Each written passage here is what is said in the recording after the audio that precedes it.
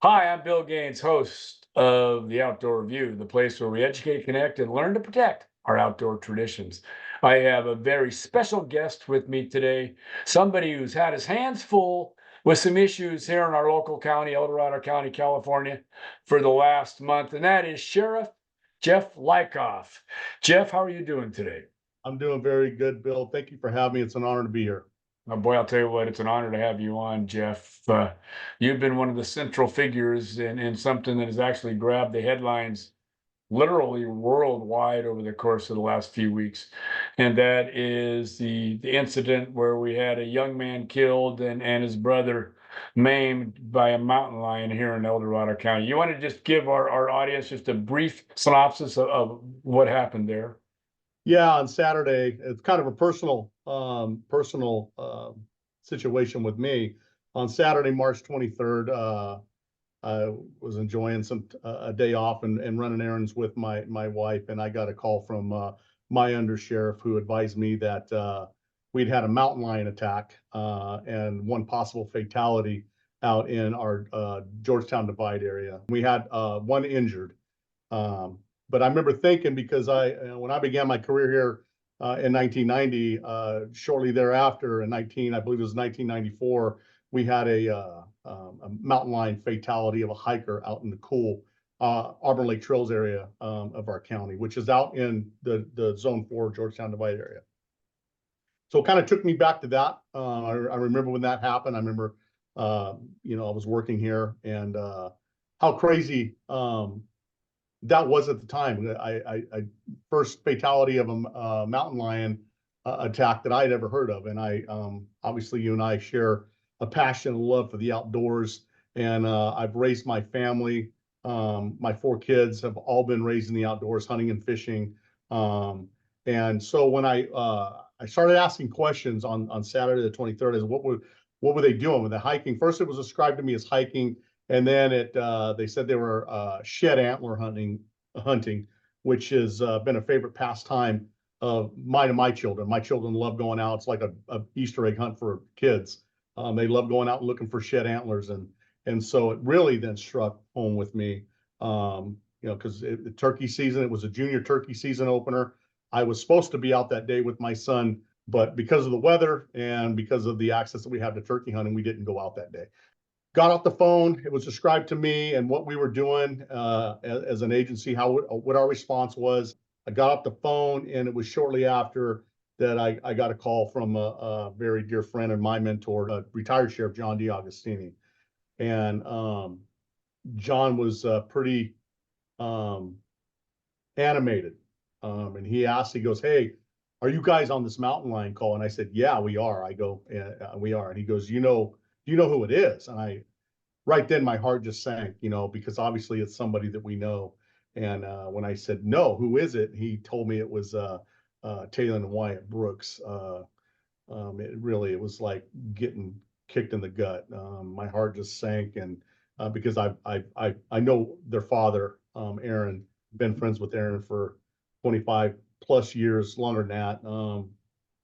Avid turkey hunter, avid outdoorsman, and have watched Talon and Wyatt pretty much grow up in the outdoors, and seeing pictures whenever we run into each other, or John's always sharing pictures of Talon and Wyatt and the deer that they've harvested, or turkeys and whatnot, and just tragic. And what I would gathered, what I learned from that was they were out and shed antler hunting, and were down on like a 2-track or a logging trail when they were confronted with a lion, and the lion came up and started coming in, and they did everything they could. They were waving their arms and trying to make themselves big and shouting at the lion. Um, and the lion kept advancing. And I think at one point they had a backpack, a big, not a day pack, but a big kind of a meat pack type thing that they would strap the shed antlers they located onto, and they tried to fend it off. And I think at one point they threw it at them, and by then it was too late, and the mountain lion attacked, and I think it grabbed Wyatt first, and immediately grabbed Wyatt, bit down on his face, and obviously Wyatt was fighting. Talon came to his brother's aid, and they were able to fight the lion off of Wyatt, and then the lion turned and lunged and got a hold of Talon by the throat, and so Wyatt was able to get out, and because he's bleeding profusely, his face has been ripped up pretty good. Was able to get out and make phone calls. Called his dad, was able to get a hold of Aaron, told Aaron what had happened. Aaron had called John, Sheriff D'Agostini, retired sheriff, and told him, hey, this is what's going on.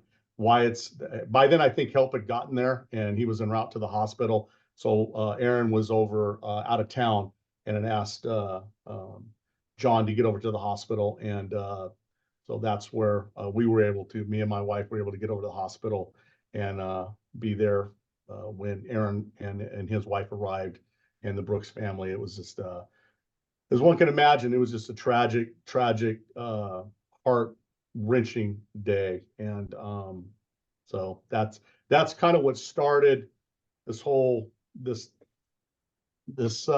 issue that we've been having. But it just seems like since that day, it's been week after week, day after day. There's been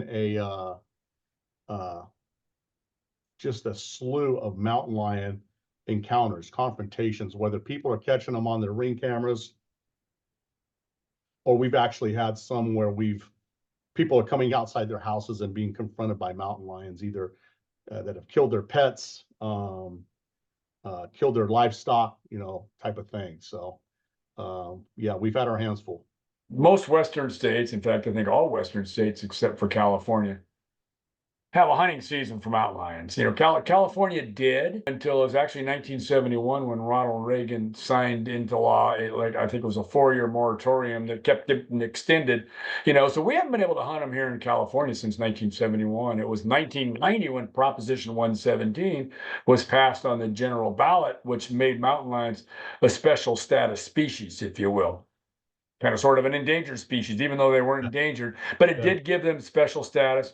Not based on science, but based on the emotions of California. And they're an apex predator. I mean, nobody controls them except for hunting, if you will, or taking them via depredation. Not only have the numbers grown because they're not being hunted in California, mountain lions have become more and more brazen. I mean, they're not afraid of people. I mean, the traditional way to hunt them back in the day was with dogs, right? They used to be afraid of dogs. They used to be afraid of people. They heard a barking dog, they'd go the other direction. They'd steer clear of places where people were or domestic dogs were because of just, a history of being hunted. They don't do that anymore. They don't fear humans anymore. It's getting more and more. We had the call we had last week down in Milton Ranch. Gentleman came out into his backyard, which was fenced, and he had some Barbados sheep back there and some chickens. And he came out, and as he came out and looked, something was wrong. And he said what it was described as the biggest mountain lion he's ever seen. Was kind of in a crouch and kind of set up in a sitting position over a dead Barbados ram. And he started yelling at the lion and trying to get the lion to flee. The lion didn't budge. The lion just sat there and looked at him, which scared him even more. So he ran in the house, called 911, and got a gun and came back. And by the time he came back, the mountain lion was nowhere to be found. So I mean, there's been several calls in the last month where people have encountered mountain lions laying on their decks of their houses in the shade. I just watched a video. I was at a luncheon this afternoon and saw a video from a ring camera taken the night before or sometime in the past week where a mountain lion was dragging a deceased deer across the deck and off the deck. So the number of encounters that we're having with humans and that we're encountering with attacks on livestock and domesticated animals, there's definitely an uptick, and that's due to they haven't been hunted. They have no fear of humans anymore. They have no fear of dogs. We talk about a couple days after Talon was killed. I got a call from John, our trapper, and he was investigating some goat kills off of in a populated area of our county. And he was actually tracking. My hat goes off to our trapper. I mean, all trappers, the job that they do is unbelievable. But he's in the brush and he calls me on the phone and he goes, "Hey, I'm on this goat kill," and he goes, I can hear the mountain lion in the brush out in front of me moving around." And so he's crawling in the brush with this mountain lion. Anyways, long story short, he ended up treeing that mountain lion with his dogs because there had been a hazing permit issued. He called me, said it was the biggest mountain lion he'd ever seen. And this is a guy that's been around a lot of mountain lions. We had to wait 45 minutes while we were trying to decipher whether or not we had a depredation permit, whether or not it was an imminent threat. What were we dealing with here before that lion decided to come out of that tree, and his dogs chased the lion a little bit more, and real shortly thereafter, the mountain lion turned on the dogs and came at his dogs and started attacking his dogs. And so he had to put that mountain lion down. And that mountain lion ended up being 161 pounds. And that mountain lion was within 300 yards of a junior high school, within a couple hundred yards of a heavily used bike trailhead, and within a short distance from a retirement home. So Yeah, I mean, that's a clear public safety threat. Yeah. absolutely. Well, Jeff, when people see a mountain lion in their backyard, maybe pursuing their family dog, or maybe stalking their sheep, maybe killing their sheep, whatever it may be. I mean, what can people do within the law? What should they do? How should they react to that and make sure that they stay within the law? Well, I know what I would do. I mean, if it's if your pet or your livestock is under attack, you have the right to defend your pet or your livestock. I know what I would do. I would shoot that mountain lion to defend my pet. Or I don't have any livestock, but if I had livestock, rest assured I'd be defending my livestock. Right. And that's exactly what the Fish and Game Code actually says in section 4807. That if you encounter a mountain lion that's pursuing, inflicting, I got it right here in front of me, inflicting injury to, killing livestock or domestic animals, that cat can be taken by the landowner or an agent of the landowner. So it's not like you've got to watch a cat kill your sheep or your goats or what have you, or your family Labrador or whatever it may be, and all you can do is sit there and watch. No, you do have the legal right within the state Fish and Game Code to take that animal. That is not general knowledge. That's absolutely right. We got to do a better job of getting the word out, and I think that's why I like doing your show, and to let our community know.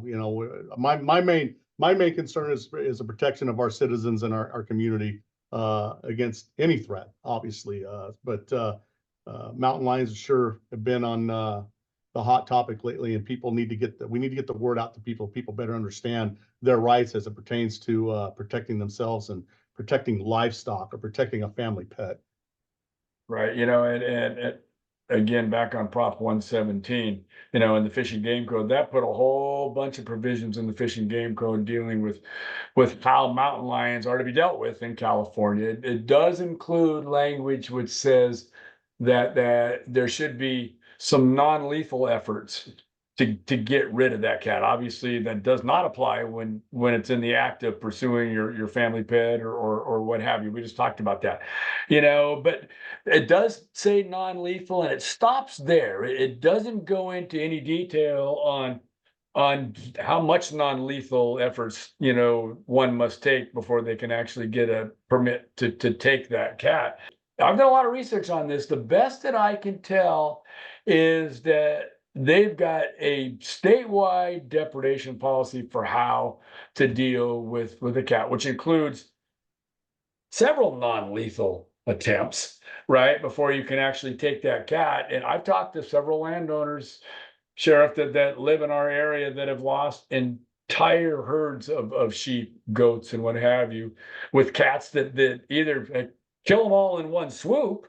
There was an incident just 2 days ago, not too far from our house. Mountain lion came in, killed 5 goats.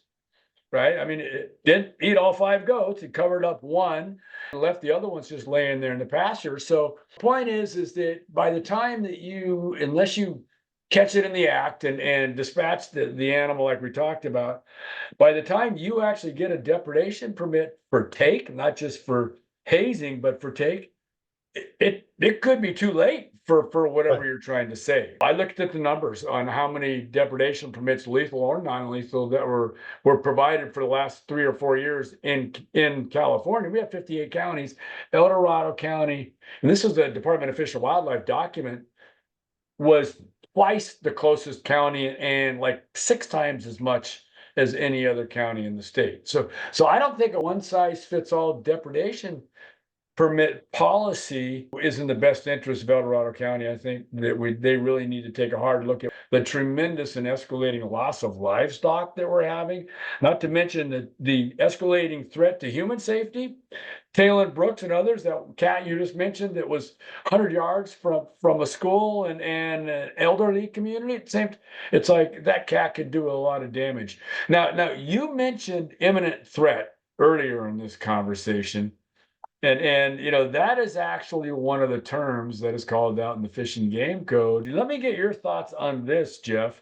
What it says is, for the purposes of this chapter, quote, imminent threat to public health or safety, unquote, means a situation where a mountain lion exhibits one or more aggressive behaviors directed toward a person that is not reasonably believed to be due to the presence of responders. In other words, if your deputies show up and they're chasing that cat and it gets aggressive, that's a different situation. But a situation where a mountain lion exhibits one or more aggressive behaviors directed towards a person, in my mind, by the time the cat gets to that point, it's too late. It's too late. I think back to Wyatt and Talon.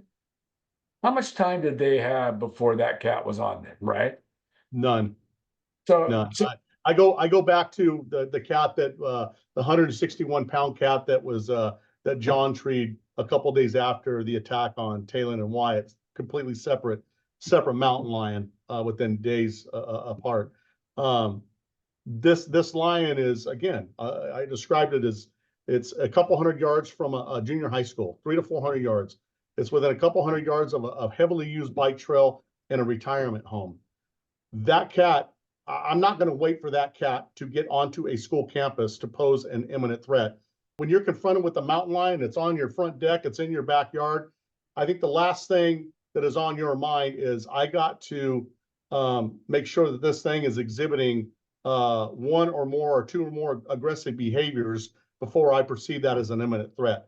I would tell you that if I was a gentleman down at Milton Ranch and I walked out of my backyard with a cup of coffee and a mountain lion was in the crouch position and set up and looked at me standing over my dead Barbados ram, and I yelled at it and it sat there and looked at me, to me that would be an imminent, that would pose an imminent threat. If I didn't walk out the door and it wasn't bouncing off and jumping over the fence, if it stood up and looked at me, to me. So I think there's a lot left to be remains to be desired about the language that gets used in describing some of these fish and game regulations, and I think we need to get that cleaned up. yeah, that's one of the things. I'm glad to hear you say that. And talking with the Brooks family, and we met, as you know, with the director of the Department of Fish and Wildlife last week. Spent almost an hour with Director Bonham and his chief of enforcement and his chief deputy with the family. It was not an easy meeting, I can promise you. Certainly wasn't an easy meeting for the family. To get choked up just thinking about it. And frankly, it wasn't an easy meeting for Chuck either, right? I mean, that was a difficult time, but one of the things that I came out of that with, after taking a hard look at the code, is, you're absolutely right. We need a more common sense definition for what is an imminent threat, something that would give the individual that's being threatened, or those like the sheriff's department that are trying to protect that individual, the latitude to do something before it gets to the point where they can't do anything, which is the way I read the code now. Yeah, you know what, Bill, I do want to point out that we have a very good working relationship with our boots on the ground fish and game wardens here in El Dorado County.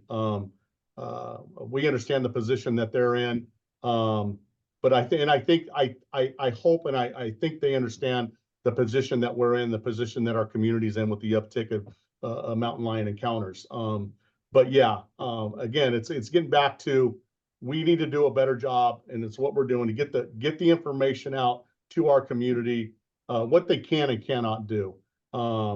They don't, if they come out and a mountain lion standing over a dead or attacking a Barbados ram, or they hear their sheep bellowing at night and they walk out and they see a mountain lion in the pen, they can protect their livestock and their pets and their animals and their property. And I think it's important to get that information out. Yeah, there's other things they can do too, and I know, and I agree with you what you said as far as the department is concerned. I mean, Prop 117 directs them and how they can respond to a lot of this stuff too, right? So it is what it is, and maybe we can make a tweak to the imminent threat. It takes a 4/5 vote in the legislature to do that. Right. But I think if we can come up with the right type of language, just like I say, a common sense change, I think that there's a chance we might get that 4/5 vote. But there are things that landowners can do. I mean, and some can, some can't. If you're fencing, 20 acres, that's a lot of fencing, right? But Right. cats will go over a fence, the 5-6 foot fence, like it's not even there. I mean, so putting up a 10-foot fence, that's an option, but it's cost prohibitive in almost every case to do that. I know people that have a small herd of, whether it be goats, sheep, whatever, they bring them in at night, right? If you've got someplace you can bring them in, do that, bring them in at night. But that's often not a possibility either, Right. right? So I guess the point being, there's certain things, common sense things that we, as not only people that live in rural areas, but those that have livestock can do to the steps they can take to avoid having issues. And it's incumbent upon us that we do that too. Again, we talk about someone's living out in our community. A lot of it's rural, and they have livestock. And I was just talking to one of our deputies a couple of weeks ago. He had a couple different sheep kills. He goes out and it's a mountain lion, obviously a mountain lion attack. But what do? Do you sit up all night and wait for a mountain lion to come back in? These are elusive animals, and the fact that there's been a lot of talk in the news. They are an apex predator. There is nothing there. They are at the top of the food chain, and they do nothing but get bigger and reproduce more. And there has to be something we can do that we can bring things back in check and regulate them, and which will also add to the safety of our community, our citizens. And one of the things I want to point out, special to El Dorado County, yeah, we've seen an uptick, but I'm in touch with, there's 58 other counties in the state of California, and I have good relationships with many of them. And talking with sheriffs and other, especially Northern California jurisdictions, they're having an uptick in mountain lion, human and mountain lion encounters as well. I talk with the sheriff of Modoc County quite frequently, and they have mountain lions coming in and roaming around schools and around soccer fields and baseball fields. And he's dealing with the same kind of issues that we're dealing with up there. Sheriff Wendell Anderson in Yuba County is another one. There's a lot of rural areas in Yuba County, and they're seeing an uptick in mountain lion encounters as well. So it's just not something that is all El Dorado County that we're dealing with. This is going on in other places in our state as well. Yeah, and I think taking a hard look at that depredation policy, in other words, the policy that the department's put out there and what it takes to get a depredation permit. Yes. How many times you have to try non-lethal, hazing of a cat and so on and so forth. I think, we really need to roll our sleeves up, take a hard look at that, and maybe offer some suggestions to the department as to how that can be improved, and both for the safety of our public and for the safety of our livestock and domestic pets as well. So I absolutely agree with you. I wish we were more proactive in our efforts and not reactive. And I think that we need to do this sooner than later. Because if we don't, my fear is there could be other tragedies that could occur if we don't. yeah, and you mentioned earlier on, I had the pleasure of talking with a local trapper also. I mean, He's had 20 calls the mountain lion attack that took Taylor Brooks's life was only 4 weeks ago. That was it, right? Right. And he's had 20 calls on mountain lions since then, and countless, numbers of livestock have been killed in the meantime. So it's definitely stepping up. There's no question about that. I mean, sightings around my house is way up, and so yeah, it's gotten to the point where, something's got to change. We're going to have to take some steps to try to address the serious increase in mountain lion encounters. Yeah. Yeah, I've been talking with John at one point here. It seems we've had an awful lot of contact. We're in constant contact the last month. And at one point he told me he was averaging about 3 to 5 livestock mountain lion encounters a week. This past week, obviously 10. We're having daytime encounters with mountain lions. Typically what we get is them walking through the neighborhood. I have countless people that come up to me that have showed me off their Ring cameras or their home surveillance cameras, mountain lions walking through the neighborhoods. I mean, different neighborhoods, different people. Definitely an uptick in that. And the number of daytime encounters. Obviously, we had we had 10 livestock mountain lion encounters last week, which included, 9. And then one was a domestic canine that was killed and drug over a fence by a mountain lion that we responded to. Right, and that was no small canine. That was a 65-pound German Shepherd, as I understand it. Exactly. Yeah, and it's like you say, during the day. I mean, used to be mountain lions were completely nocturnal. A lot of people don't think there's very many of them because you don't see them. They're there. It's just They're there. You just don't know it. they're super, super cagey. Same with bobcats, Right. and we've lived where we live 20 years. I've got cameras down the hill from my house. I catch bobcats on them all the time. I catch raccoons on them all the time. You name it, foxes, all that kind of stuff. Cats, big cats, but I never see them during the day.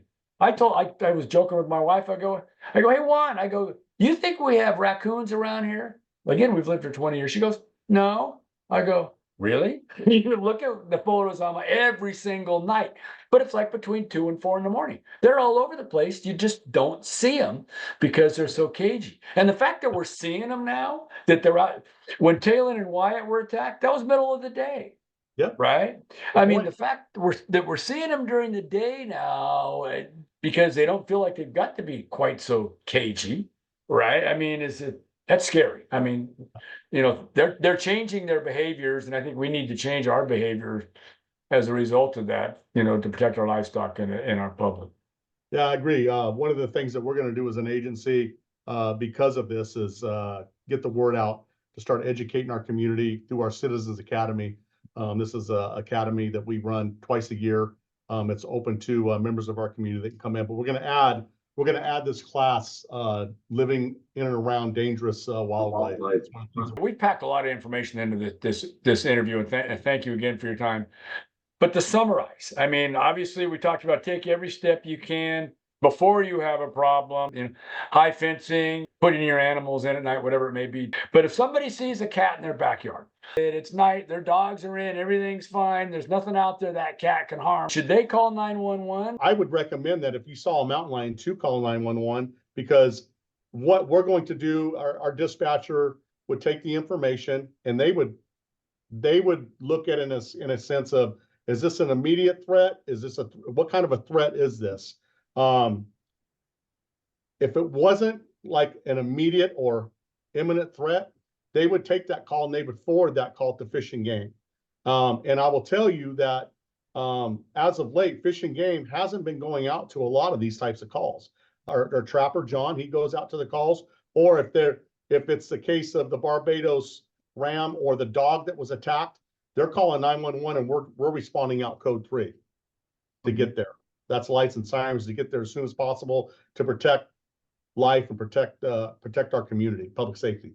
And again, it's worth reiterating, like we talked about earlier in this interview, that the Fish and Game Code does allow you, if you've got a cat that's pursuing or in the act of injuring or killing a domestic, pet or your livestock or obviously your family, you can, take that animal. You have to report to the department, of course, afterwards. They'll come out and investigate, but it's not like you have to watch while your animals are being killed or your family's being mauled and not take action. You can take action legally. You can do that.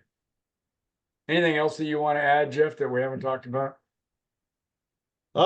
Just again, my heartfelt condolences go out to the Brooks family. You were at the memorial service. It's heartbreaking. A young man was taken away from us much too young. Good kid, Right. great family, great kids. So just mention that, and just to reiterate that I don't want to cause widespread panic in our county, but the fact is we are dealing with an uptick of mountain lion encounters in our county and in our communities. So I just want to get the word out to everybody, what they can and cannot do. I appreciate you, Bill, for bringing me on. It was an honor to speak with you today, and God bless El Dorado County. Yeah, I agree with you on that. We have a wonderful county here, no question about this. I can assure you that Talon, Wyatt, and all of his family have been in our daily prayers here, and the outpouring of support and prayers for that family has just been amazing. Absolutely amazing. So they're certainly in not only our prayers, but in prayers throughout the entire county and frankly throughout the nation and the world, because Right. that attack has got some serious headlines, and yeah, we definitely keep them in our thoughts. So, well, thank you, Jeff. Appreciate you taking the time today. I know you're a busy man. I appreciate you taking the time to help us get word out on what people can do to protect themselves from mountain lions, what action they can and cannot take, and we will certainly stay in touch on this. And if the Outdoor View can be of any help to you in getting word out on whether it has to do with mountain lions or other topics, we're here for you. And we appreciate the partnership that we have with the El Dorado County Sheriff's Office. Absolutely, sir. My pleasure. Thank you as well, our audience, for tuning in to the Outdoor View, the place where we educate, connect, and learn to protect our outdoor traditions. Check us out on Facebook, our YouTube channel, or on our website at www.theoutdoorview.org.